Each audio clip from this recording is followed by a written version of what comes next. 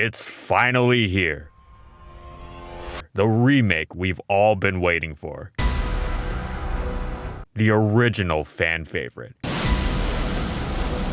You already know, it's Charizard. And now before we get into the rest of the intro, I just want to mention that I finally get to correct the mistake of what I deem my worst video ever. A video titled, "Did Charizard actually," in all caps, suck? This was the first video I ever made for FSG, and it's abundantly clear that I had no idea how I wanted to structure these videos at the time, other than being a very brief retrospective on Charizard's competitive history. But now with this remake, I've come to correct this horrible mistake. Anyways, let's talk about Charizard. I mean, do I even need to say stuff about Charizard? I mean, I will, but people know Charizard. Charizard is known by even non-Pokemon fans as the coolest and greatest Pokemon of all time. From its origins as one of the mascots and one of the starters of the original Pokemon games, as well as Ash's old not-so-faithful, and an infamous honorary dragon appearing on Champion Lance's team in the second generation, to the more modern day where it has 2 Mega Evolutions out of sheer popularity. Also, it was even the only Kanto starter available in Pokemon Sword and Shield before the DLC expansion, because, I mean, it's Charizard. It has to appear in every Pokemon game like Pikachu, right? Charizard even appeared in the first iteration of Smash Bros. Via the Pokeball item, and eventually became a playable character in Brawl, alongside Squirtle and Ivysaur. But then when Smash 4 came out, it was the only one of Pokemon Trainer's team to be playable, because he's that special. The power of nostalgia and popularity Charizard boasts rivals and most likely surpasses even Pikachu's, and fans have never forgotten it, as seen by its appearance in everything even remotely related to Pokemon for the past 20 plus years. Even a first edition base set PSA 10 rated Charizard trading card was sold for $150,000 very recently, with even lower rated first edition cards costing at least 20 grand each. And with these instances, we have only seen the tip of the iceberg that is Charizard's popularity. But is it anywhere near as successful in the competitive realm? Today, we'll find out, because we're posing the question, how good was Charizard actually? And in this video, we'll be going over these competitive formats. Unfortunately, the only reason you are realistically going to use Charizard in Gen 1/RBY is because he's your beloved Charizard. If he wasn't your favorite Pokemon, you would spare him a passing glance, unless you came across him while dumpster diving. As sad as it may be, in the defining Pokemon generation where Charizard debuted and won all of our hearts, the dumpster is where he belongs, at least competitively speaking. If you have any interest in being successful in this tier, even the most hardcore superfan must temporarily quench the flames of their affection, because Charizard is just not good or worth using at all. In this generation, Charizard is even weak to ice, because fire doesn't resist ice in Gen 1. And Blizzard and Ice Beams are everywhere, to say nothing of Thunderbolts and Rock Slides. He's not good defensively against any Pokemon, and scaring Exeggutor with Stab Fire Blast doesn't do much good when it struggles to switch in, and then struggles to get through the Chansey, Snorlax, Rhydon, Zapdos, or Starmie on the other team. Now, there are worse Pokemon for sure, and if for some reason your life depended on it, then yeah, you would probably be able to squeeze marginal use out of Charizard. It does get Swords Dance after all. However, in a real competitive scenario, you can easily do what he does with Pokemon far better than him that will give great game-to-game performances, as opposed to walking on eggshells and still struggling to make him do damage. Even offbeat choices like Kingler and Sandslash are superior in the Swords Dance role, while Moltres' Stab Fire Blast left much more of a mark. Sadly, Charizard just isn't at all a part of RBYOU. It wasn't any good in UU either, with all the waters in the tier. However, Charizard was quite good in RBYNU. It was a fast fire type, letting it abuse Fire Spin effectively, and could threaten would-be Fire Answer Kabutops with Earthquake. It was a great lead and paired well with the tier's other solid fire types, working together to overwhelm their counters. Now, RBYNU is actually a pretty new metagame, and if you're interested, you can go explore it yourself, as it's the only singles tier in existence where all 3 of Charizard, Venusaur, and Blastoise are legitimately viable. Anyway, in conclusion, OU and UU Charizard was an unmitigatable disaster, but the recent addition of NU breathed life into it and gave it a home in the first generation. Charizard made a huge leap between generations, from unviable gimmick to high maintenance but terrifying threat capable of shredding through any team. It got a new special attack stat at base 109, and its old special stat became its new special defense, a very respectable base 85. This may not sound particularly impressive alongside 78 HP, but with all its EVs maxed out, it wasn't bad. It also crucially became neutral to ice, turning it into a surprisingly solid makeshift Jinx check. Zard's defensive utility didn't stop there though. It was a perfect Heracross answer and one of the best switch-ins to standard Steelix. However, though these were nice qualities that ensured Charizard had actual mid-game use, its primary purpose was to sweep with one of the most dangerous setup moves in the game, Belly Drum. It was dangerous for Charizard as well, since it halved its own HP, but it also maxed its attack out to the GSC cap of 999. Its lack of physical stat meant it wasn't dropping everything in sight like a Swords Dance Marowak or Belly Drum Snorlax might, but Charizard had several advantages over them. First, it had a great special attack stat and Stab Fire Blast, meaning it easily one-hit KO'd Skarmory, unlike Marowak and Snorlax. Charizard also had a great speed stat, meaning it required less paralysis support, making it both more of a mid-game threat against Pokemon like Exeggutor and allowing it to sweep more easily late game. Of course, Charizard did enjoy paralysis support, as it allowed it to easily bypass the legendary electrics, Raikou and Zapdos, and in a pinch, the chance of a full paralysis combined with the possibility of a Rock Slide flinch could potentially let it break past something that would otherwise check it, such as Suicune or healthy Snorlax. Charizard's final advantage over its fellow 999 attackers was its Spikes immunity, which meant it could switch in and out of battle without compromising its ability to set up. It had plenty of room to set up and sweep thanks to the prominence of resting Pokemon within the metagame. Raikou couldn't do anything to stop its sweep if it was asleep. Sure, Charizard needed support, but it wasn't anything out of the ordinary. Paralysis was easy to come by and spread to important targets with standard sets on the best Pokemon like Body Slam or Thunder Snorlax, Thunder Zapdos, and Stun Spore Exeggutor. It could also have its counters lured in and exploded on, as was done for other sweepers. Cloyster would bait in and explode on Starmie looking to spin its spikes away, and Steelix would curse up and explode on Suicune. Some players made Charizard even more dangerous by slotting in added support moves like Light Screen, giving it the game-breaking ability to withstand a Thunder or Surf, even at half health. As an added bonus, Charizard didn't necessarily need to actually use Belly Drum to be threatening. The threat of Belly Drum in and of itself was scary for the opponent, but its strong Fire Blast was enough to leave dents in teams, especially as many of them lacked a fire resist. Overall, Charizard was a bit on the risky side and didn't fit on every kind of team, but with the right blend of team support and aggressive play, Charizard was among the most devastating Pokemon in the GSC OU metagame. With the proliferation of amazing new threats that happen to be fire weak, such as Celebi, Jirachi, and Metagross, alongside Skarmory, Fortress, and Heracross getting even better, Charizard was able to find a nice role in Advanced OU, especially since it packed the excellent base speed tier of 100, the importance of which could have its own video. However, hitting a lot of Pokemon super effectively and being fast isn't enough to be good, because these same qualities also apply to Typhlosion. The third generation was considered the generation of bulky water, and other threatening Pokemon such as Tyranitar, Blissey, Salamence, and Flygon reigned. So how was Charizard able to succeed? Well, a number of factors. First off, yes, popular water types such as Suicune and Milotic definitely did not fear anything from Charizard. However, also among those popular bulky waters was Swampert, who was crucial in staving off the powerful rock types of the tier that its brethren would easily succumb to, and Swampert happens to have a quadruple grass weakness. Thus, since our fiery friend almost always runs HP grass, Swampert was actually a Charizard weak Pokemon. It made for some nice pairings, and if your opponent had a Swampert to handle your Choice Band Aerodactyl, it was unlikely he'd also have a Milotic or Suicune for your Charizard, and vice versa. As for Blissey and Tyranitar, they were quite vulnerable to one of Charizard's main two sets. The mixed Focus Punch variant would make quick work of them, especially if it was running Substitute in its fourth slot and nabbed one on the switch. Sometimes it eschewed it for Dragon Claw, which hit the dragons hard and got around the HP Ice versus HP Grass dilemma, although most variants of these two weren't fans of taking repeated Fire Blasts. Charizard's other more signature set was the Sunny Day variant, a nuclear bomb of a Pokemon with dizzying damage calculations that could even do the unthinkable and destroy its counters, Pure Waters and Blissey, with Fire Blast. Here's how it works. First, bait Tyranitar in and destroy it with Dugtrio. It's not too difficult, and you won't want it switching in and potentially ruining what would otherwise be Charizard destruction. Next, get Charizard in on one of the many things it scares. Substitute on the switch to a slower Pokemon such as the Aphrodite aforementioned counters, then Sunny Day up unless the switch is Suicune, in which case you switch immediately before it gets a million combines and sweeps you,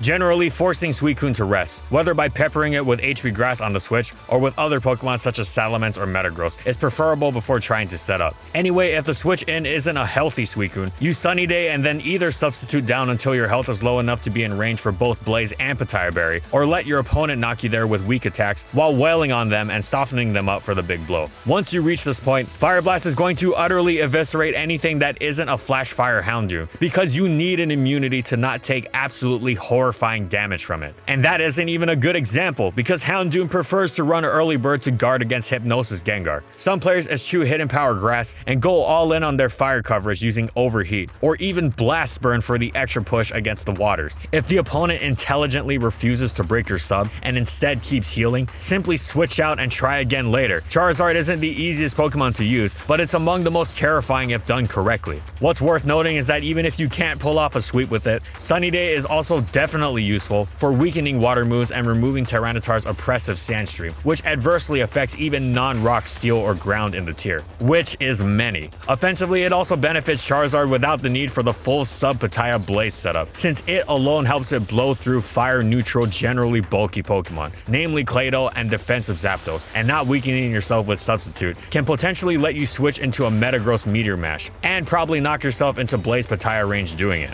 The only Pokemon that can really safely check this set are those that both outspeed it and resist Fire Blast, because anything slower is going to get utterly melted. This extensive list consists of Starmie and Aerodactyl. Both are admittingly fierce offensive threats, but also take a minimum of 40% from a modest Fire Blast, and are cleanly 3-hit KO'd even if Charizard runs Timid. So as we may have been clear already, Charizard is a terrifying choice in advance, especially when considering how many great Pokemon are weak to fire and how well they tend to operate together on teams. Now, of course, it's not all sunshine for it. Well, not literally, but also literally, since the mixed sets prefer to have Sandstorm in play to help it with non-Swampert waters, Blissey, Salamence, and defensive Zapdos. Charizard can sometimes struggle to break teams, and while it's not completely fragile, it's not exactly a defensive stalwart, even with brutal weaknesses to common powerful attacks. It also faces competition with Moltres, who is easier to use because it is stronger, bulkier, and packs the amazing Will-O-Wisp, as well as other big moves like Agility and Morning Sun. Charizard's incredibly important higher speed tier,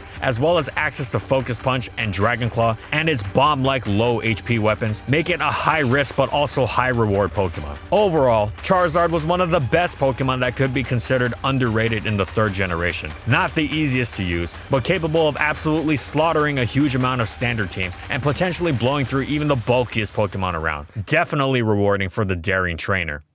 Charizard hating Stealth Rock is one of the most famous competitive Pokemon memes of all time, and it started here. Charizard has no niche whatsoever in OU. Heatran and Infernape are too good, and even Moltres has an actually decent niche. Charizard just isn't worth keeping Stealth Rock off at all costs for. That's pretty much all that can be said about OU. Sadly, poor Charizard never had a chance. And speaking of Moltres, it is why Charizard does not see much use in the next step down, UU. Despite Charizard's extra speed being useful to bypass the nature and speed creep wars Moltres often finds itself frustrated by regarding Pokemon like Milotic, Venusaur, and Arcanine, the power and bulk are just not comparable. Thus, if Charizard wants to be used in UU, it must differentiate itself, and it does so by going on the physical side with Dragon Dance. Its speed tier is great because it outruns common choice scarfers such as Rotom and Moltres after a boost. However, it's still not that powerful and gets walled pretty easily, in addition to finding it hard to set up safely. And it even takes a ton from priority like Toxicroak's Sucker Punch, Arcanine's Extreme Speed, and Azumarill and Kabutops' Aqua Jet, so frailer offensive teams are rarely too afraid of it. Swords Dance sets are more difficult to wall, but are easier to pick off with choice scarfers, and while the most extreme variant, the Substitute Selactberry Belly Drummer, technically is the hardest to wall while avoiding choice scarf revenge killing, it also has the toughest time setting up safely, and must decide between Earthquake and Thunder Punch, thus choosing between losing to Rhyperior or losing to Waters, and it still loses to priority moves. Charizard is the epitome of high risk, low reward, and that's why it fell to NU. Speaking of NU, Charizard actually wound up destroying all the weak Pokemon there. Think of the end of Step Brothers, where Will Ferrell and John C. Reilly beat up all the kids on the playground. That's pretty much the equivalent of Charizard. Everything is weak and slow and gets cooked by Fire Blast, Air Slash, or Hidden Power Grass, with the exception of Slowking, who was easily pursued by Skuntank. Specially defensive Regirock is the next best thing, and Charizard variants that eschewed Roost for Focus Blast would send it packing, assuming it hit. Spinning isn't too difficult in NU, but Charizard was so strong that even at half health it dominated teams. It had plenty of variety in its sets too, as it wasn't strictly beholden to running Life Orb or Spec sets. It could go with a bulky Sub-Roost Toxic set, which was excellent at crippling its defensive answers. And if Stealth Rock was kept off the field, it was also a great answer to opposing Charizard. So overall, in spite of the sneaky pebbles, Charizard was unquestionably the best Pokemon in Gen 4 NU. Charizard faced the same problems in VGC as in singles, namely a deadly allergy to geology. Sure, there aren't any Stealth Rocks in VGC, but the ubiquity of Rock Slide was almost worse for Charizard to deal with. Ho-Oh's usage in 2010 proves that with the right power, you could justify bringing a Pokemon with such an awful typing, but Ho-Oh's power is quite a bit of a step up from what Charizard brings to the table. Even with Drought becoming part of OU and Charizard gaining solar power, it still had no part to play in the weather generation. It simply couldn't threaten Sand and Rain teams the way other Sun team staples such as Venusaur, Victini, and Volcarona could, even if the Sun team won the Weather War. If it couldn't function on this super specialized style of team, it couldn't function anywhere in OU. It had no hope for any sort of niche in UU or even RU, and found itself once more as the king of NU. This generation, NU was more in the spotlight regarding top players playing it in tournaments, and thus Charizard was as well, since it completely dominated the tier with its special attacking sets. It was so good that despite its 4x Stealth Rock weakness, and most teams not even carrying spinners due to a severe lack of them, it still was the best Pokemon. Some people even resorted to Wartortle just to try and keep rocks off, but most teams simply tried to exert enough offensive pressure to either prevent their opponents from setting them up or punishing them for doing so. Of course, there was no Stealth Rock at the beginning of a game, and the threat of Charizard leading off and grabbing a KO meant players would almost always lead off with a Pokemon that could handle Charizard one-on-one, like Sturdy Golem. This allowed the Charizard user to easily anti-lead the anti-Charizard measure, with Mold Breaker stock being a common partner, as it could bypass Golem's Sturdy and thus prevent rocks, making Charizard more dangerous. It speaks volumes to how powerful Charizard was, that it would regularly only come in twice a game and still be considered the best Pokemon, even when hanging at 1 HP, and if it managed to come in a third time, that was usually lights out for the opponent. The lack of spinners also worked in Charizard's favor to an extent, as it became even more difficult to switch into when everything was ravaged by entry hazards. Once again, Charizard was the king of NU. It was absolutely terrifying, and it shaped the metagame around it. Gen 5 VGC was no kinder to Charizard. On top of the same problems as before, it now had to contend with unfriendly metagames full of Heatran and Dragon types, two of its biggest weaknesses. As a rock-neutral fire type, Heatran also strictly outclassed Charizard, and its competition with the Genies meant it wasn't anywhere near best in class as a flying type either. While it saw some niche usage as a solar power boosted Pokemon under Sun, these strategies were pretty rare.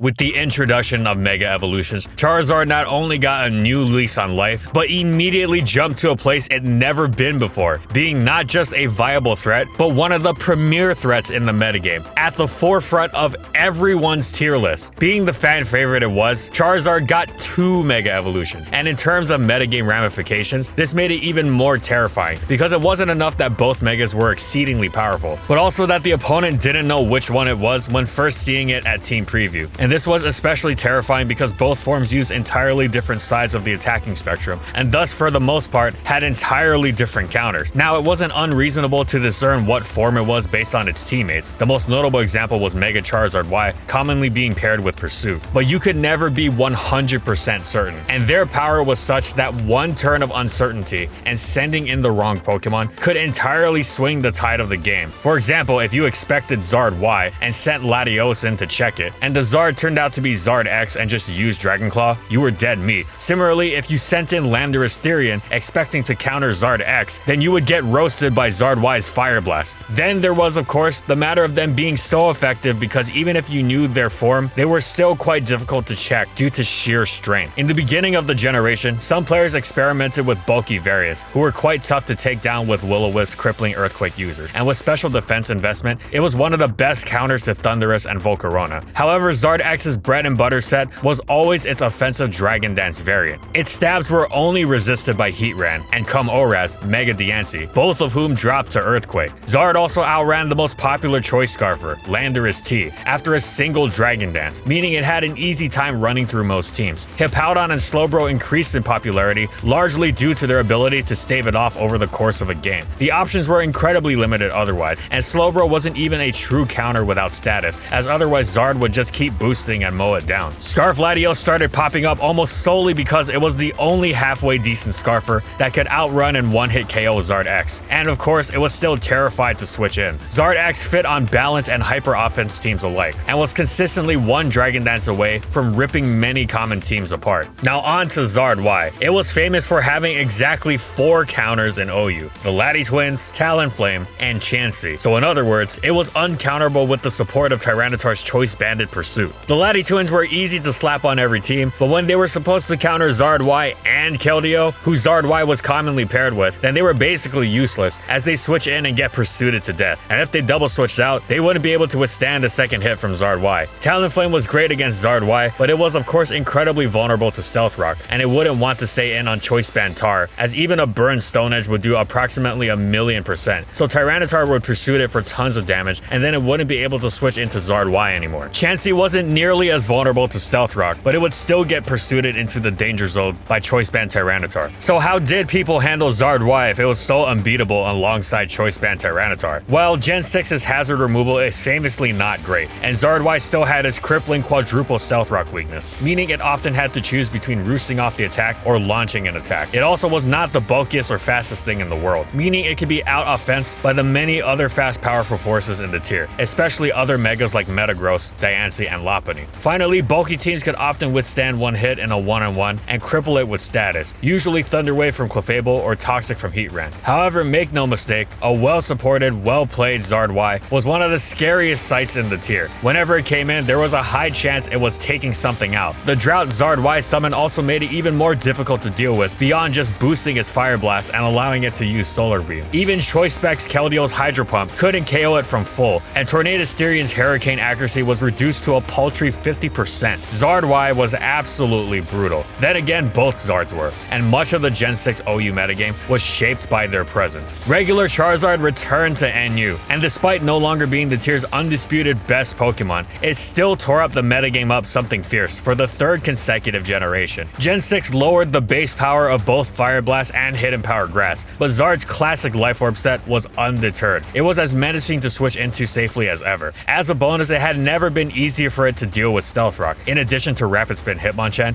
NU also packed several defoggers to get rid of rocks, as well as Magic Bounce Xatu, to prevent them from going up in the first place. Zard was held back from true dominance by a few things. First, the addition of Assault Vest, which allowed Pokemon like Lantern and Hariyama to weather its hits a few times. Second, the increase of faster revenge killers not reliant on a Scarf like Scyther, Pyro, and Swellow, meaning it was easier to out-offense. And third, strong Fire-type competition in the 2 Pokemon with only a singular Stealth Rock weakness: Magmortar, who also had some nice defensive utility with Assault Vest, and the aforementioned faster Pyroar. However, in spite of this, Charizard was still a massive threat. It was still quite fast, it was still strong, it had all the coverage it needed, especially if it went with Earthquake to lure Assault Vest Lantern, and was generally difficult to stop when it got a free turn, which wasn't difficult with all the U-turn and Volt Switch in the tier, as well as all the slower grass types Charizard came in on and threatened out. Zard wasn't a one-trick dragon either. Its bulky Swords Dance Roost set offered great support with the possibility of a sweep. By going itemless, it both had great Flying Stab and Acrobatics and made an excellent knockoff of Zorber against Shiftry and Hariyama, and before it was ready to sweep, it easily spread chip damage with Will-O-Wisp. This set's effectiveness was boosted by the fact that the opponent had to respect the possibility of the standard Life Orb, but even when it was revealed, the set was still solid. Overall, Charizard was a tremendous, iconic NU Pokemon once again in Gen 6.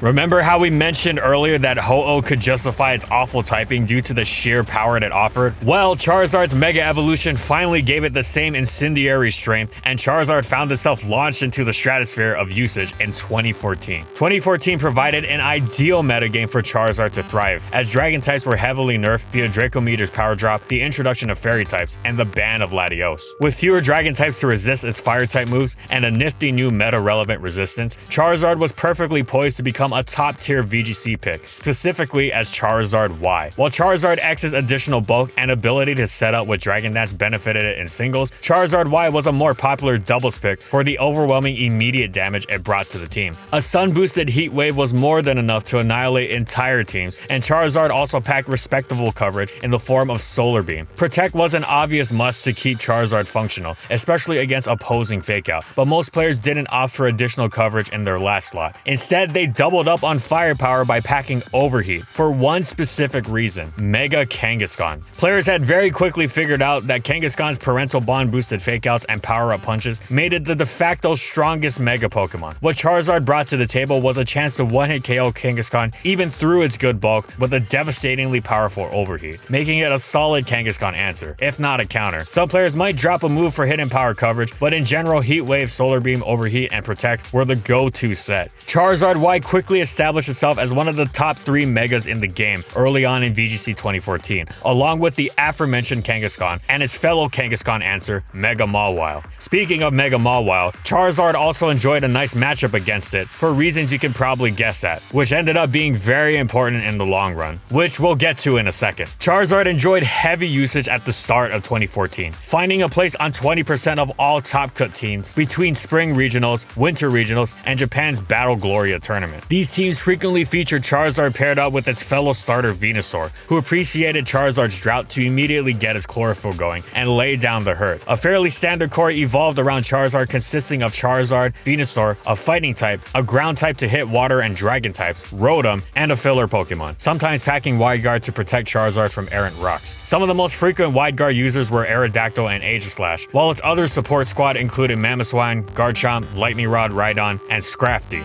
Charizard may have been strong, but it still needed considerable team support to work due to its crippling rock and electric weaknesses. Versions and variants of these Charizard-centric teams, whether with that archetype or not, were a common sight in early top cuts, including Omari Travis's first place finish at the Long Beach Regionals, Gavin Michaels' runner-up performance at the same tournament, and its second and third place finishes in St. Charles courtesy of Wesley Morioka and Ashton Cox, respectively. Going into spring, Charizard continued to show up, with some of its best showings being a 4th place finish in Seattle courtesy of Matt Douglas, second at Brisbane Masters on Brendan Buttonbash W's team, and one particular Salt Lake City Regional where it was on half of all top cut teams, placing 3rd, 4th, 5th, and 7th on the teams of Bridger Snow, Chase Liebert, Alberto Lara, and Eduardo Mendez. And if I didn't mention your Charizard team, listen, it was on a lot of teams. Special shout out to Ashton Cox, who used Charizard on pretty much every team of his 2014 season, with ridiculous partners such as Diggersby and Clawitzer, and continued to perform. However, come summer, Charizard's usage started to dip dramatically. Many of Charizard's best allies were also its biggest counters, including Garchomp, Rotom Heat, Tyranitar, and Aerodactyl. And as their popularity rose, Charizard's fell. By US Nationals, Charizard had fallen to 10.87% usage behind Mega Venusaur, and its best placement was an 11th place, of course at the hands of Ashton Cox, who paired it with Heliolisk and Gigalith in typical Ashton form. Ashton also had a neat tech of swapping out Overheat for Substitute to take advantage of how frequently teams would double protect in fear of Charizard's power, giving him a huge momentum boost if he pulled it off. Nevertheless, US Nationals seemed to confirm what everyone was thinking. Charizard had exited the building. In fact, the US Nationals winner, Alex Ogosla, brought a Scarf Rain Dance Politoed specifically to counter Charizard after it tried to switch the weather. People really had it out for this thing. Of course, one of the hallmarks of a great competitive Pokemon player is reading into these expectations, and it was due to that Charizard had its best showing yet at Worlds. While Charizard was still only on 13% of Worlds teams, it had an impressive list of placements, including 2nd place on Jody Azzarelli's team, 5th place on the team of Ryosuke Kosuge, and of course, Lucker number 13 with none other than number 1 Charizard devotee, Ashton Cox. While you would have been crazy to think Ashton wasn't bringing Charizard, both Jody and Ryosuke brought it specifically as an anti-meta pick. Both players had the read that the World's metagame would revolve around Kangaskhan and its best counter, Mawile. An entirely correct read, as Mawile was by far the most popular Mega Pokemon of the tournament, with Kangaskhan just just behind. What handles Kangaskhan and beats the Kangaskhan counter? Why, Charizard, of course. As Jody explains it, he knew there would be a lot of Kangaskhan hate at Worlds, primarily in the form of steel types such as Mawile, Aegislash, and Lucario. And wouldn't you know it, steel types happen not to like eating up Heat Wave too much. This specific usage of Charizard was reflected in a change to its build, which all three of those players implemented. While previous versions of Charizard have focused on high special attack investment to inflict the most damage, what these players realized was that a sun boosted overheat was plenty strong enough to roast a Kangaskhan or Mawile without any special attack investment. As such, all three ran a fast, bulky variant of Charizard with slightly different spreads, but all of them prioritized speed and HP over special attack. Jody was the only one to run 252 speed, which others had abandoned, as it was only relevant to outspeed Hydreigon and Garchomp. However, Jody also explains that with Rock Slide damage, he could one-hit KO what would be a big threat to his team. Ryosuke, meanwhile, had only 4 special attack EVs, which was still enough to one-hit KO Mega Kangaskhan in Sun. Seriously, overheat is strong. The rest of his EVs also went into countering Hydreigon, but via additional HP investment that allowed him to live a Specs Draco Meteor guaranteed. Both Jody and Ryosuke ran the standard overheat Solar Beam Heat Wave Protect set, while Ashton stuck with Substitute. Jody and Ryosuke's final piece of innovation was bringing a double Mega team. While double Mega had been experimented with a great deal beforehand, it had generally fallen out of favor by World. By bringing a second Mega Pokemon, Jody and Ryosuke were able to easily adapt in best of 3 situations,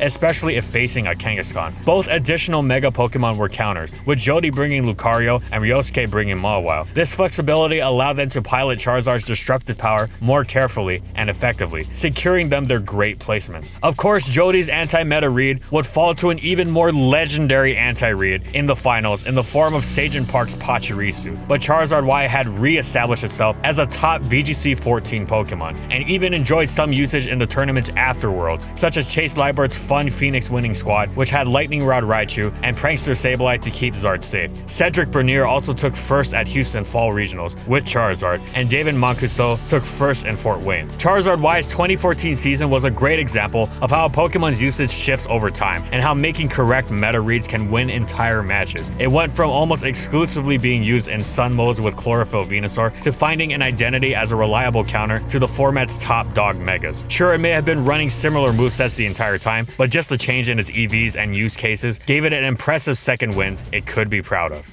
While the vast majority of Charizards used in 2014 were Mega Charizard Y, there were a few rogue Mega Charizard X players. Mega Charizard X operated very similarly in doubles as in singles, hit the Dragon Dance and then annihilate the opposition with Tough Claws boosted Flare Blitzes and Dragon Claws. Charizard X was frequently used to bluff Charizard Y, as it matched up very well against a good portion of Y's counters such as Garchomp and Rotom Heat. Lajos Koaluski, who took home 5th place at the Germany National Championship, recounts a story from that tournament when he faced eventual 10th placer Florian Werdick. Seeing Charizard and Venusaur on the other team, Lajos was confident he was facing Charizard Y and sent out his 2 counters, Rotom Heat and Gujo. Once he saw the blue flames and saw his Thunderbolt go into a now Dragon-type Charizard, he knew it was curtains. That mix-up was what gave Charizard X its power, and Florian used the same team to win the Italian regionals. Harry Boucher employed the same tricks Venusaur Charizard set up to make top cut at the Australian Nationals, while Japanese player Ray used a double Dragon team with Salamence to make second at the Battle Road Gloria National Finals. Charizard X also had one Worlds appearance at the hands of Alberto Gini, who placed 19th, but its most important uses might be by a player we already mentioned, Ryosuke Kosuge. And wait, you say, how did Ryosuke use both Zard Y and Zard X on the same team? Well, he didn't, but he still used the mind game. As Ryosuke reports in his recap of the tournament, he had noticed before that his team had problems with the Rotom Heat plus Fairies archetype. As counterplay, Ryosuke bought a Mega Charizard X plushie for 2,000 yen and would promptly display it to his opponents before matches, attempting to imply he would bring Mega Charizard X and thereby dissuade his opponents from bringing Rotom. And that sums Charizard X up, really. Even though it was worse than Y, its ability to strike fear into the hearts of opponents was so great that it could influence games it wasn't even involved in. As VGC 2015 opened up the metagame to include the national decks, Charizard had a brand new cohort of Pokemon with which to compete. Some of these key players included Cresselia, Sylveon, Mega Metagross, and Mega Salamence. The first 2 were both positive for Charizard's place in the meta. For one thing, it shrugged off their attacks with ease, and for another, it paired very well with them. Cresselia's Moonlight became a formidable recovery tool in Sun, and it could support Charizard with Icy Wind support, while Sylveon's pixelated boosted Hyper Voices made for a devastating spread move combo alongside Charizard's Heat Waves. Meanwhile, Mega Metagross and Mega Salamence started to contend for Charizard's Mega slot on many teams. While Charizard could melt Metagross with ease, Salamence was one of its most formidable opponents due to the good type matchups. But in keeping with its 2014 performance, Charizard's best counter and best teammates were often one and the same. The two most notable additions to the VGC metagame by far were Landorus T and Heatran, who both had the honor of being some of the best Charizard answers in the game. Landorus through its speedy Rock Slide, and Heatran through its incredibly good typing and access to Flash Fire. On the flip side, Landorus's Intimidate was capable of patching up Charizard-wise mediocre physical defense, while Heatran greatly appreciated Sun to power up its own powerful fire moves even more. The standard doubles Charizard-wise set of Heat Wave, Solar Beam, Overheat, and Protect was still by far the most common thing you might run into, but by now players had caught onto the idea from 2014 that the best Charizard sets for your team might necessitate more bulk. There were many Charizard builds to choose from. We can see this in effect at that year's 2015 UK Nationals, where Charizard players placed 1st, 5th, and 7th, while first player Philip De Souza ran a max special attack Charizard whose bulk was an afterthought. Certain Charizards were specced so bulky that they could guarantee live a Landorus Therian Rock Slide, such as Yan's Sogeking Sims Charizard, who placed 5th, along with one of Charizard's old pals, Aegislash. Aegislash's wide guard dealt nicely with Landorus and another potential Charizard counter in Terrakion, who saw widespread usage early on in the format. Other players, however, forewent that extra physical bulk, such as Andy Waddle, who placed 7th at the same UK regionals, with a Charizard that invested more into general HP in order to tank special hits better. Waddle's reasoning was that even if you were spec'd to live a Landorus Rock Slide, you might lose the turn to flinch, and making a play that only works if you don't get flinched might lose you the match, whereas a play that works no matter what is sound logic regardless. Needless to say, the choice of how to build your Charizard was a complex one that players didn't come to consensus on throughout the entire season. Alberto Lara, who used Charizard throughout the season along with Sylveon to win the Utah Regionals, shifted from a physically bulky build to an HP-centric build midway through 2015. Alberto's Charizard also featured one of the rare deviations from Charizard's standard moveset, dropping Overheat for Hidden Power Ground, so Charizard wasn't completely walled by Heatran. Charizard put up a few other good results throughout the season, especially in Europe, where it enjoyed a 23% pick rate as the second most used Mega behind Kangaskhan, and won another regional at the hands of Marcus Steffen in Germany. However, as Heatran and Landorus grew in popularity, Charizard fell, and it faced a new enemy with the development of the Japanese Sand Team, a build that threatened Charizard on two fronts, with its inclusion of Salamence and its usage of Arrival Weather to shut down the sun. Nevertheless, Charizard was still sometimes used as an anti-meta pick due to its capability to answer many common mons such as Aegislash, Sylveon, and Thundurus, and it managed to put up a 3rd and 7th place finish at US Nationals on the teams of Blake Hopper and Angel Miranda. But we can see the shape of the metagame to come in Charizard's last big tournament win of the year at the Japanese National Championships, where Shoma Shadeviera Honami used Charizard as the 6th Pokemon alongside the infamous Chalk Core of Cresselia, Heatran, Amoonguss, Landorus, and Kangaskhan, a build that actually had quite a few Pokemon Charizard synergized remarkably well with. By the time Worlds rolled around, Shadeviera had taken his Chalk Core all the way to the throne of World Champion, but he'd abandoned Charizard for the most common Thundurus, and there was nary a Zard to be seen in the Chalk-dominated top 8. However, Charizard Y was still the second most picked Mega Pokemon at Worlds, but its inability to deal with a properly supported Kangaskhan meant its results were far inferior to its 2014 performance. The highest placing Charizard player at Worlds was 2013 World Champion Arash Almaty, who finished 11th, while a small selection of other players put up respectable performances behind him. Longtime Charizard user Blake Hopper took 15th, Nikolai Zelinsky placed 20th, and Christian Che Nubrata ended in 24th. In the end, Charizard Y was still a solid pick for 2015, but the introduction of Heatran and Landorus greatly threatened its power. In fact, Charizard X almost outperformed Charizard Y at Worlds, at the hands of none other than Wolf Glick. Charizard X had seen the same limited use in 2015 as 2014, usually in the form of the same Dragon Dance set that took advantage of opponents expecting Y to set up, and it saw the same modest success at the last year, with its performance being Jamie Boyd's top 4 placement at UK Regionals. But Wolf had a different idea. As opposed to pigeonholing Charizard into its setup-based gameplay, Wolf took advantage of Charizard X's natural bulk to make a more support-based Charizard X that could handle Kangaskhan and even Landorus Therian. The solution was still firepower, but in a more subtle form: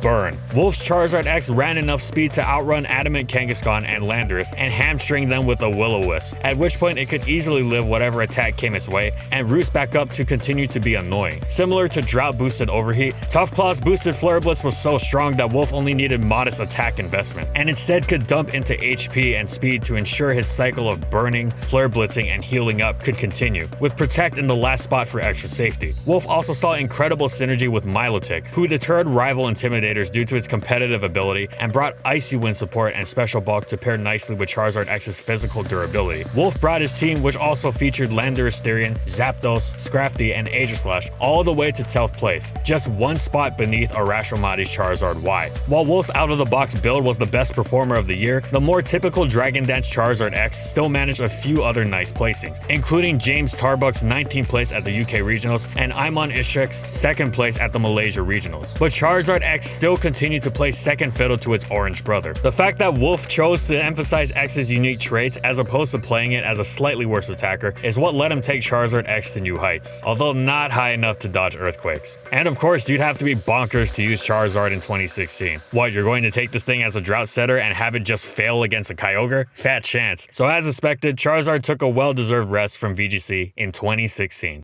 Both Charizards continued their excellence in Sun and Moon. Despite the new Toxapex completely walling Zard Y, it was otherwise an absolutely enormous threat, destroying most everything else, including the dangerous new Magearna, and was once again incredibly tough to switch into, even dominating 3 of the 4 Tapus one-on-one. Talonflame's Gale Wings nerf completely killed its usage, and there goes one from Charizard's limited pool of counters. Drought was also incredibly useful in slowing down the furious assault of the dangerous Ash Greninja, and many players eschewed Roost in favor of HP Ice to destroy Zygarde and Garchomp, which were otherwise great checks. Meanwhile, Zard X pounded everything on the other side of the spectrum. Zard Y at least had some hard counters in Toxapex, Chansey, and the Mega Lati twins. Zard X, however, was a battering ram nothing was safe switching into. The closest you could get, Quagsire and Pyukumuku, were one outrage away from getting slammed and were found exclusively on hard stall teams. Everything else would get absolutely slammed. Even Tapu Fini's most common variants were often 2-hit KO'd by a Dragon Dance Flare Blitz. Terrains both helped and hurt Charizard. Grassy terrain would weaken its Earthquake, but with the recovery helping offset its recoil, it was in turn much more able to throw out Flare Blitz, and it was also much better protected against opposing Earthquakes. Misty terrain would weaken its Dragon Stabs, but it would also protect it from status, meaning that Toxapex was unable to cripple it with a Toxic. Now it had some decisions to make, with picking 3 of Dragon Dance, Roost, Earthquake, and a Dragon Stab to go alongside the obligatory Flare Blitz, depending on its player and team. But one of the great things about Charizard X is even if it doesn't have ideal coverage, it hits so hard that it's going to leave a sizable dent anyway. Defensively, both Zards were useful thanks to their ability to hold off attacks from Tapu Bulu, Kartana, and Heatran, while using their terrific speed to offensively check Tapu Lele and Kyurem Black. Breaking through Celesteela without much trouble is also an incredible trait for an offensive team. With the necessity of defensive grasses such as Tangrowth, Ferrothorn, and the aforementioned Tapu Bulu in order to stave off the incredibly dangerous Ash Greninja, Magearna, and Zygarde, the Charizards always have a fairly easy opportunity to get on the field and cause havoc. In Ultra Sun and Moon, everything and its mother gained defog, and getting Stealth Rock off the field had never been easier, and this obviously let them function even more effectively. Charizard X is definitely more reliable game to game, but it's not uncommon at all for Y to get a matchup against an otherwise perfectly good team that ends up being just KO after KO. They're both integral parts of the Ultra Sun and Moon OU metagame that fit into a variety of teams, provide both great offensive and defensive utility, and will reward intelligent, aggressive playing. Regular Charizard initially fell to PU. It did not hold either of its Mega Stones, and as such, it could make use of Z moves. However, rather than the one-time powering up of a stab or coverage move, Charizard took a different route. It would use Hold Hands with Normalium Z, which would give it a +1 boost in all stats and allow it a shot at a sweep. This set destroyed the early PU metagame, setting up and sweeping with ease. It was an incredible strain on team building, as it was nearly impossible to stop without Lycanroc's Accelerock, and was quickly banned to PUBL. Sadly, Zard wasn't able to replicate this ferocity in NU. It wasn't a bad sweeper, and some players were able to succeed with it, but it didn't sweep easily and consistently enough to justify its lack of defensive utility, which made it tough to fit on teams, especially when it had excellent, more consistent fire-type competition in Incineroar and Magmortar. Nevertheless, Zard's niche was still good on occasion. It was especially good against some standard teams since it outran the most common Scarfer, Passimian, after a boost. It was a shame that his streak of NU excellence was broken, but Gen 7 was another great one for Charizard overall.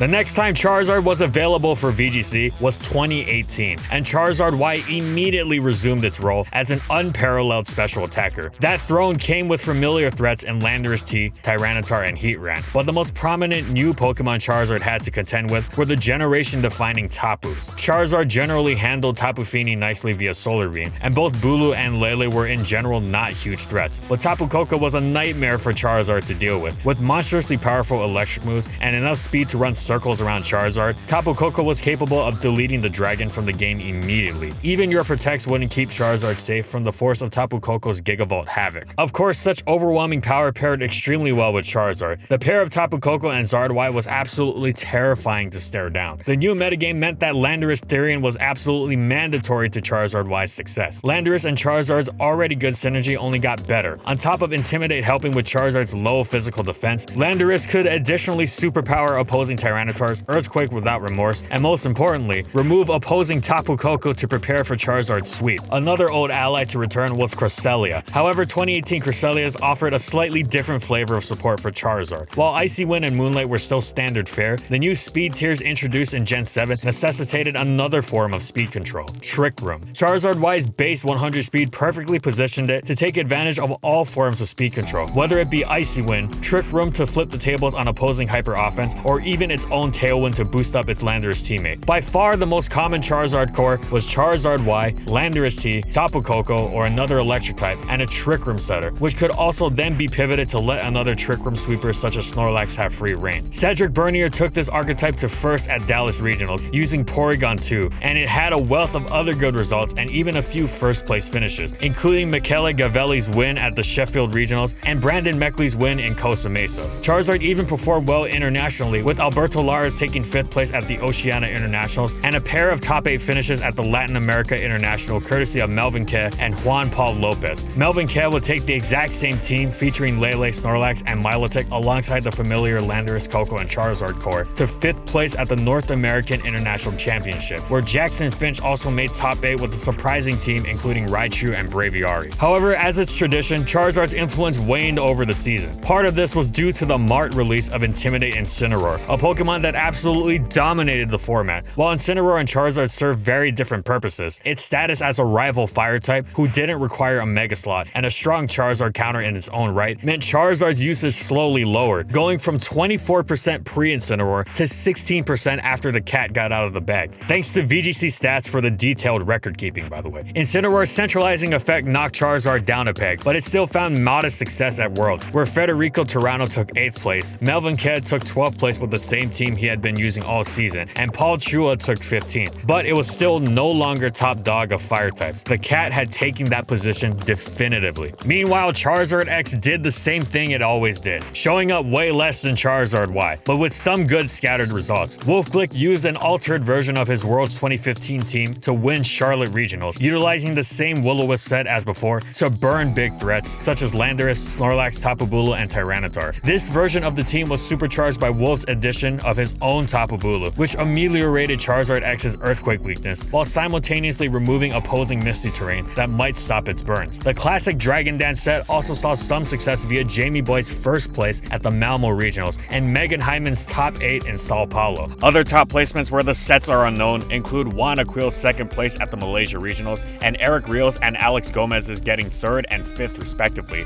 at the Sao Paulo International. Australia also carried on a small love affair with Charizard X, as Brian Ameti and Ike Marvin Gilcher took 4th and 6th at the Perth Regionals respectively, and top Australian player Graham Ameti piloted a unique set consisting of Skydrop, Roar, Tailwind, and Flare Blitz, and thus ends Charizard X's VGC career for the foreseeable future. With no Mega Evolutions in the new generations, it seems unlikely it or its Y counterpart will ever see the light of a double battle again. However, it wasn't quite Charizard's end in Gen 7. Despite all evidence that Charizard had no place in a 2019 metagame where 2 of the top 3 most used Pokemon were Incineroar and Primal Groudon, it made one singular appearance in 2019. And what's more, at the biggest tournament of the year, Satoshi Abe brought regular Charizard to a metagame full of Primals and Xerneas on a truly unique team featuring Necrozma Dawnwings, Primal Groudon, Tapu Lele, Stakataka, and Smeargle. Abe's logic was that with the ubiquity of Groudon, Charizard's solar power would enable it to remove huge enemy threats with ease, especially with a Z Crystal at its its disposal. This Charizard served as an incredible source of offensive firepower with its solar power boosted Z Overheat, capable of outright one-hit KOing offensive Groudons in Sun, and leaving its special attack stat fully intact for the next round. As this Charizard's primary use was to fire off overheats and heat waves and maneuvering a solar beam, Kyogre would be very tricky. Abe used his last move slot after Protect for Tailwind, which gave his team additional speed control along with his Stack Attacker's Trick Room. While Abe finished fairly low at 37th place, you have to applaud his creativity in making a functioning team with base Charizard at the biggest tournament of the year, and any team that can make Day 2 at Worlds is no slouch.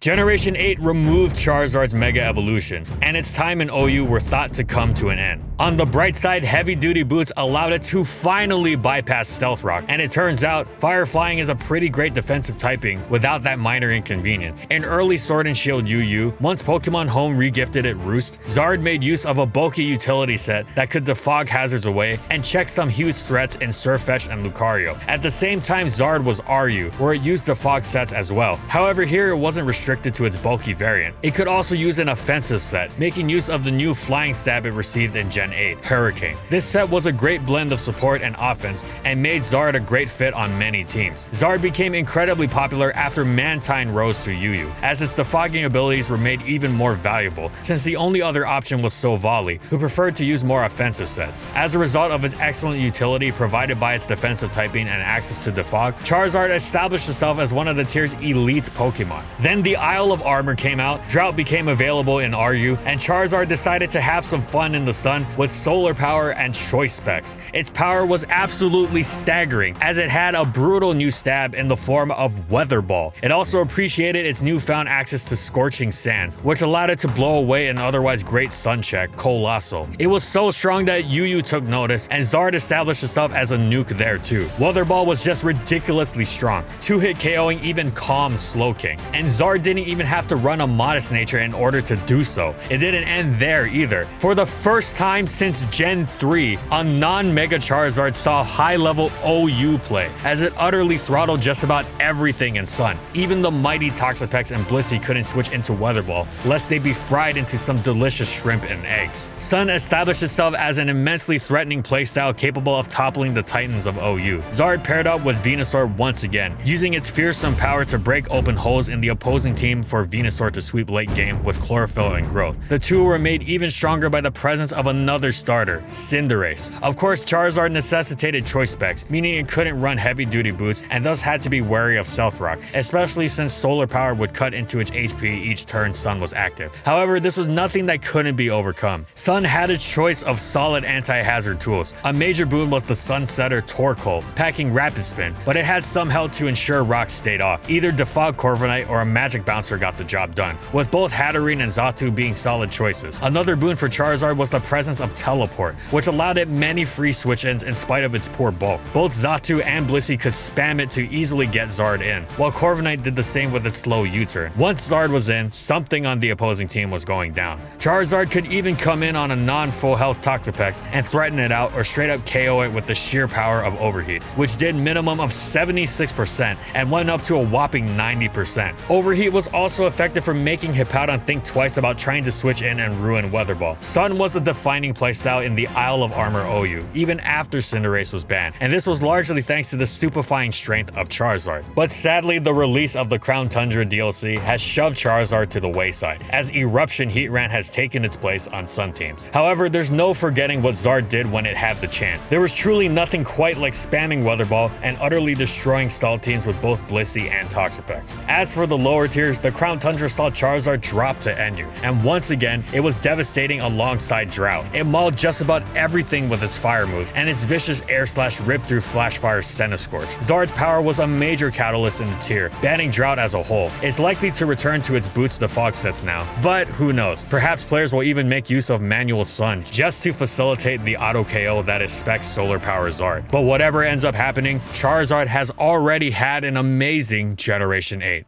For all its years of VGC results, Charizard reached a new level of sheer destructive force with the arrival of Gigantamax. But before we get to that, Charizard was actually a fairly formidable force even before its Gigantamax was available. The limited early meta of Sword and Shield did include both Whimsicott and Torkoal, and Solar Power Charizard paired with either of those enablers was a strong threat in the nascency of the format. If not Dynamax, Solar Power boosted Heat Wave could circumvent the ubiquitous redirection of Togekiss. Gigantamax could be an even bigger boost via G-Max Wildfire, but when the format first started, it was only legal with Blaze, a power drop that many players didn't see as worth it, especially since Wildfire made Charizard unable to set its own sun. Nevertheless, Dynamax alone was a huge help to Charizard. The extra HP from Dynamaxing made Solar Power's HP penalty a bit less steep, and max moves in general meant Solar Beam was a feasible coverage option even outside of Sun. What's more, Charizard's stab flying attacks meant that it could snowball its lead with speed boost from Airstream, hitting extremely hard and generating momentum at the same time. Charizard brought some of the most heavy-hitting damage to the format, as well as impressive speed control, making it a potent threat. This Charizard was actually more commonly paired with Sunny Day Whimsicott for the heaps of utility it brought. Tailwind, Helping Hand, Taunt, and Safeguard were all greatly appreciated by Charizard in his quest to blow away the opponents. Whimsicott could even forego Sunny Day if the player was secure in Zard setting up its weather on its own. However, this Zard still struggled with teams such as Hard Trick Room or Sand, and was unable to hit certain threats such as Tyranitar or Rhyperior if it didn't have access to Overgrowth. Charizard Whimsicott was certainly a team that players had to be prepared for, but it wasn't the top threat by any means. And then came Dallas Regionals. Like I said, most players didn't think Blaze was worth the trade-off for Gigantamax, but the team-building trio of Aaron Trailer, Wolf Blick, and Justin Karras disagreed. And boy, did it pay off. Here's the thing, yeah, Solar Power is a big damage boost, and it's way easier to stomach it when you've got that Dynamax boost. But let's look at the damage from G-Max Wildfire. 1/6 HP every turn for 4 turns to 2 Pokemon each. That's 133% damage in total just from Wildfire's residual damage, and that's just from using it once. That's absurd, and more than makes up for the damage drop from Solar Power. Plus, it's not reliant on weather, and it will be especially effective against the bulky fire-resistant mons that Charizard would struggle with otherwise. As such, Justin, Wolf, and Aaron built a team that could take advantage of the overwhelming pressure Charizard put out, and made some really clever adjustments to ensure it got all the value it could. Instead of Sunny Day Whimsicott, they fit theirs out with Charm and Fake Tears. Fake Tears gave them a huge boost in offensive pressure, especially relevant in situations created with another change they made, Blast Burn on Charizard. This power boost comboed with Fake Tears let Charizard one-hit KO specially defensive Togekiss guaranteed. Even if it didn't die to the attack itself, Wildfire would take care of it. Another combo between Whimsicott and Charizard came from Whimsicott's Charm and Charizard's Charty Berry, which gave it an unexpected amount of survivability against rock-type threats. It was able to take max rock falls from the likes of Excadrill and Mudsdale, as well as any rock slide, even if boosted by Helping Hand and Life Orb. While actual rock types and Durant could still threaten Charizard, Whimsicott's Charm could potentially neuter those threats, so Charizard could get going. In addition to Tailwind and Charizard's own Airstream speed control, the team also carried a Trick Room mode with Jellicent and other powerful threats in Conkeldurr and Life Orb Duraludon, which could also take advantage of Fake Tears. Long story short, Aaron Trailer ended up winning the Dallas Regionals, afterwards spending all of his time on stream talking about how great the team they had built was. You can check out the in-depth team report in the links below as well. Special thanks to Aaron Trailer for the information. Dallas also features some other good Charizard results. Andrew Burley actually gave solar-powered Charizard its best result yet, with a 3rd place that took advantage of the disruption provided by G-Max Butterfree of all things, and Devin Singh used his own solar-powered Charizard team to place 9th. Aaron's finals matchups did showcase some of Charizard's potential threats, however. Durant, for example, was a big threat to Charizard because of its access to max rockfall and its higher speed tier. While Aaron was able to play around Benji Wang's Durant in Dallas finals, it represented a problem for Zard. Fast Pokemon that could threaten it immediately. Zard might bring an unparalleled amount of, and I swear this is the last time I'll use this word, firepower, but its speed tier of 100 wasn't quite good enough to always justify using it for the defenses it had. It brought speed control to the table, yes, but it necessitated setup. Before that, it could really struggle against faster Pokemon. The rise of Togekiss, Tyranitar, Excadrill also severely hampered Charizard, and in general, people became more prepped for the damage it could bring to the table. If you can stop the glass cannon from ever firing, all you have left is a very pretty piece of glasswork. So even though Aaron, Justin, and Wolf's team was quite popular post-Dallas, it wasn't like Charizard was suddenly ruling the format. It still had some good results, as Daniel Thorpe managed to place 9th in Collinsville and Jamie Boyd top-cut Mammal Regionals, but it was contending for the spot of top team with many other powerful archetypes. What's more, new series only introduced more threats to Charizard. Series 3 brought in Lapras and Venusaur, who could outspeed Charizard and dispatch it with Sleep Powder. And it also introduced 2 fire types immune to wildfire damage in Incineroar and G-Max Colossal, who not only had a good matchup against Charizard, but also brought its own residual damage to the table to outclass Zard along with its good defenses. Series 4 introduced Libero Cinderace, another fast threat to outrun Zard, and Series 5 brought in Urshifu, who could enable Colossal or threaten Charizard with Sucker Punches.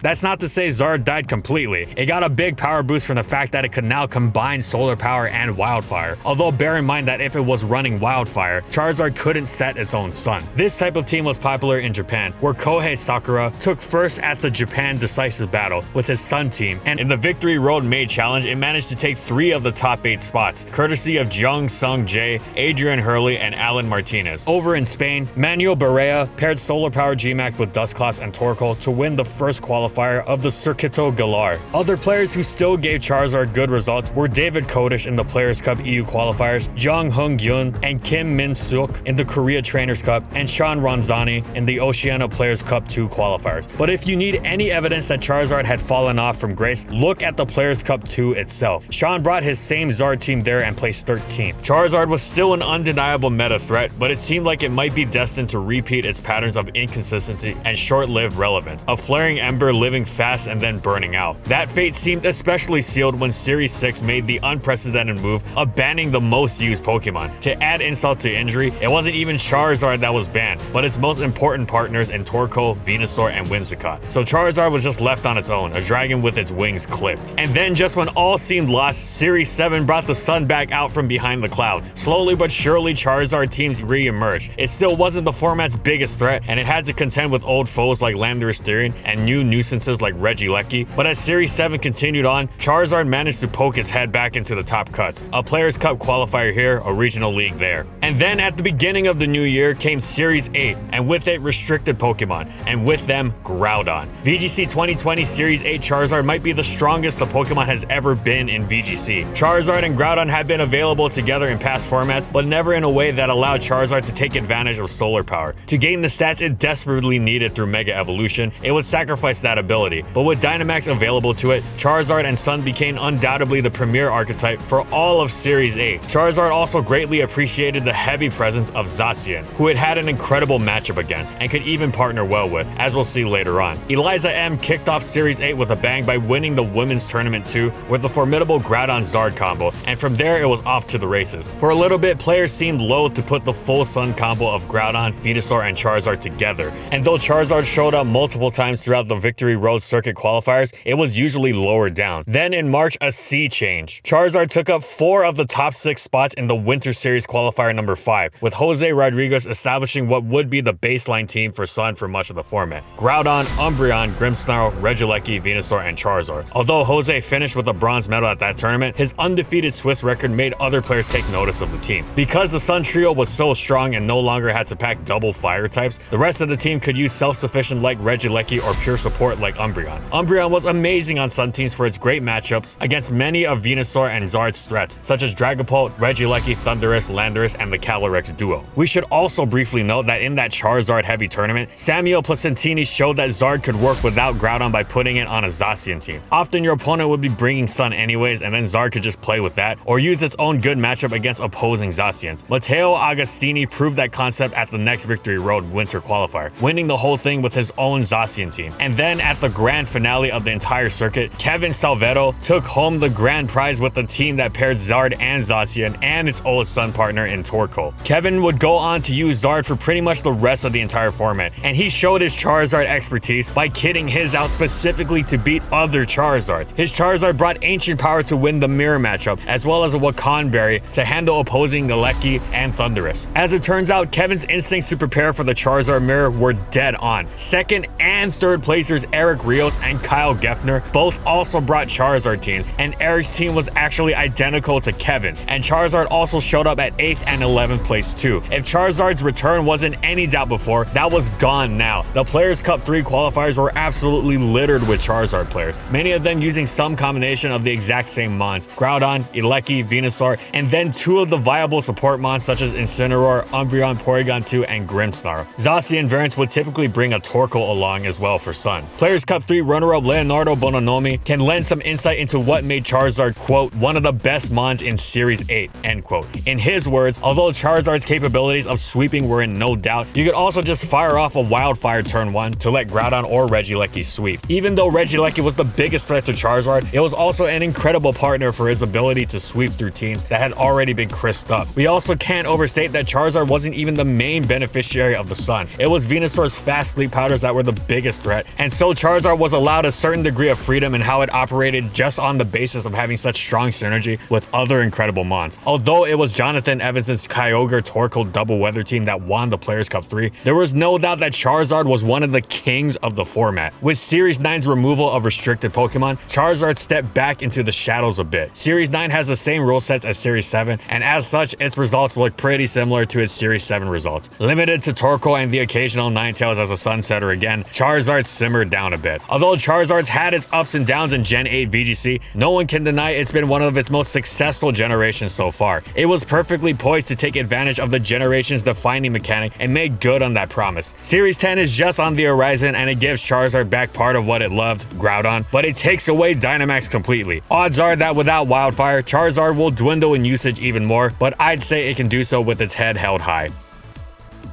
And that's it. So how good was Charizard actually? Well, it's the subject of a lot of jokes about Stealth Rock, but it's actually had quite a decorated competitive career. Sure, in RBY it was awful in OU, but then it was an underrated threat that was capable of absolutely devastating perfectly good teams 2 generations in a row. Now, admittedly, it was awful to the point of being a straight up meme 2 generations in a row after that, but then it became the poster child for Mega Evolution Redemption, with its 2 forms being utter staples in OU ever since their inception. It's been amazing in VGC ever since receiving its Megas as well, not to mention its Gigantamax form, at least for the early series of VGC 2020. Even when Zard lost its Megas in Gen 8, it still found a way to shine, with solar power boosted attacks burning the entire OU metagame to a crisp. So overall, Charizard's had its ups and downs, but the vast majority has been on the upside. Plus, that was just considering its OU performances. Even in the pre-Mega gens where it was ravaged by Stealth Rock, it was still the king of NU in both gens, and its base form has been terrific in the lower tiers and Gen 6 through 8 too, as it's one of the most iconic NU Pokemon in history. So rest easy, Charizard fans. Despite the sneaky pebbles, the pseudo mascot of the Pokemon franchise has been a huge threat competitively.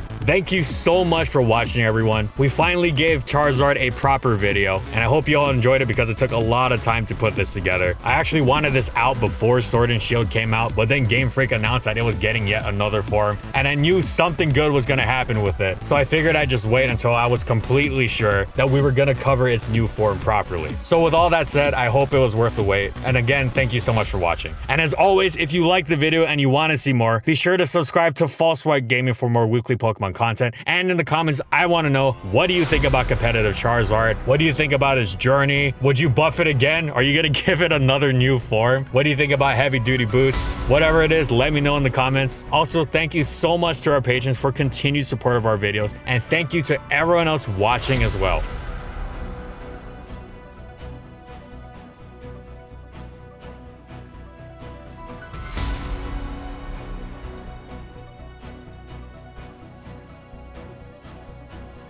And follow my amazing crew on these social media platforms. And that's all I got. See you next time, everyone.